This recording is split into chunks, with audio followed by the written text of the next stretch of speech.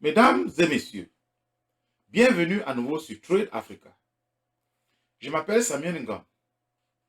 Aujourd'hui, au cours de la première partie d'introduction sur le marché boursier, nous allons parler de certains termes inhabituels que probablement certains d'entre vous ne connaissez pas encore. Nous parlerons également de l'importance du marché boursier dans notre société. Restez à l'écoute, s'il vous plaît. Habituellement, lorsque certains entendent parler du Wall Street ou de la bourse, parfois du trading, ils ne comprennent pas du tout le sens et plus important encore, ils ne connaissent même pas l'impact du marché boursier dans notre société. C'est pour cette raison que nous préférons commencer ici en donnant la définition du trading ou du marché de la bourse. Alors, qu'est-ce que le trading dans son terme simple?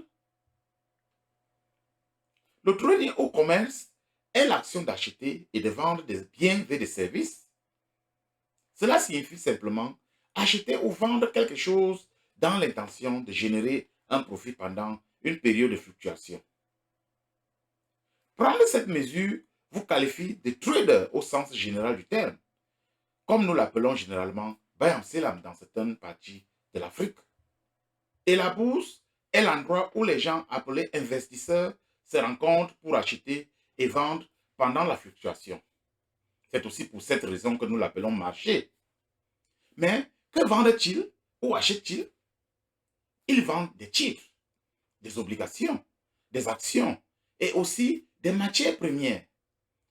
Ceux-ci peuvent représenter des choses comme des actions d'une société, de l'or, des diamants, du pétrole, du maïs, même des devises. Nous en parlerons plus à l'avenir. Et le mot Wall Street est utilisé comme un terme générique pour décrire les marchés financiers et les entreprises qui se négocient publiquement sur les bourses à travers les États-Unis. Mais pourquoi est-il si important pour vous et moi d'en parler maintenant? Parce que selon les statistiques, le marché boursier est l'endroit où circule la majeure partie des finances de ce monde. C'est aussi l'endroit où les personnes les plus riches du monde investissent environ 30% de leur capital. Sachant à quel point l'argent est précieux et important pour notre société, s'intéresser à ce qui se passe au marché de la bourse est une bonne idée. Pourquoi le disons-nous? Examinons les faits. Les statistiques montrent aussi que les capitalisations boursières totales de tous les titres cotés en bourse dans le monde ont augmenté d'environ 106 000 milliards de dollars en 2022. Et il y a environ 60 grandes bourses dans le monde. Vous me demanderez sans doute ce qu'est la capitalisation boursière.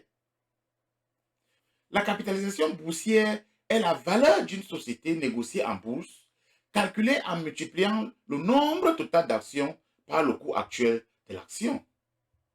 On peut aussi l'appeler flow de l'entreprise en termes boursiers. Habituellement, lorsqu'une société s'introduit en bourse, elle a plusieurs actions disponibles pour les investisseurs à négocier. De sorte que ces actions ou flow de la société représentent la valeur totale de cette société multipliée par la valeur de chaque action à ce moment-là.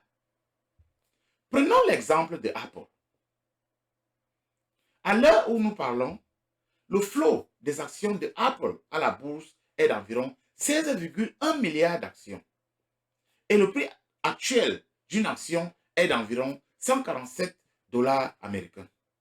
Donc, il suffit de multiplier 147 dollars par 16,1 milliards d'actions et nous aurons sa capitalisation boursière qui est d'environ 2,37 000 milliards de dollars. C'est un peu difficile à comprendre pour certains, mais nous y arriverons.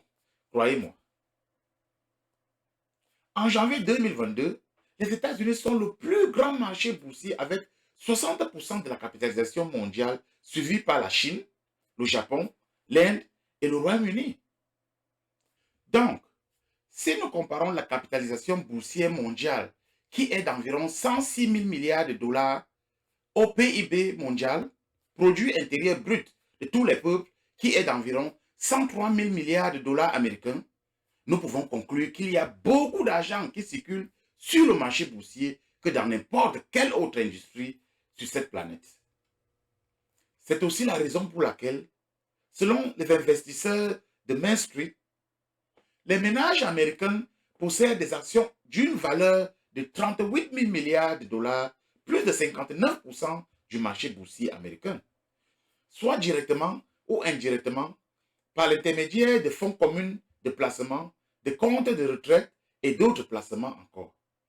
Il est donc important de rester près d'une fontaine de puits si vous avez soif, car vous pouvez boire une petite partie de cette eau. Cela signifie que nous devons rester proches du marché boursier en négociant ou en investissant afin d'obtenir une petite part de cet argent. Qui a vraiment besoin de la bourse? Les entreprises ont besoin d'argent pour développer leur activité. Mais ils ont deux options. Ils peuvent récupérer de l'argent auprès de leurs actionnaires ou emprunter à la banque. Mais l'inconvénient du prêt bancaire est que, malheureusement, le prêt doit être remboursé. Non seulement la somme initiale doit être remboursée, mais comme nous le savons tous, la banque ne cesse d'augmenter les intérêts au fur et à mesure que dure le prêt. En bref, une entreprise qui obtient un prêt auprès d'une banque se charge non seulement du paiement du prêt initial, mais aussi du montant supplémentaire des intérêts, ce qui ralentit la progression de l'entreprise. Comme par exemple, vous pouvez emprunter de l'argent pour démarrer une affaire avec intérêt. Le montant et les intérêts ralentiront probablement votre affaire par rapport à celui qui a reçu un héritage. C'est pourquoi certaines personnes ont eu une très bonne idée: recevoir de l'argent qui n'a pas besoin d'être retourné ou remboursé. C'est ce que le Wall Street appelle IPO ou l'introduction en bourse. Mais qu'est-ce qu'est vraiment une introduction en bourse et comment cela fonctionne-t-elle? C'est ce que nous allons voir dans notre prochaine leçon. Je vous invite, en particulier ceux qui sont nouveaux sur notre chaîne, à vous abonner et partager nos vidéos. Pour ceux qui auront des questions à propos de ce cours, veuillez s'il vous plaît nous contacter sur notre site internet www.tradeafrica.com. Rendez-vous la semaine prochaine pour la deuxième partie de notre introduction. Merci.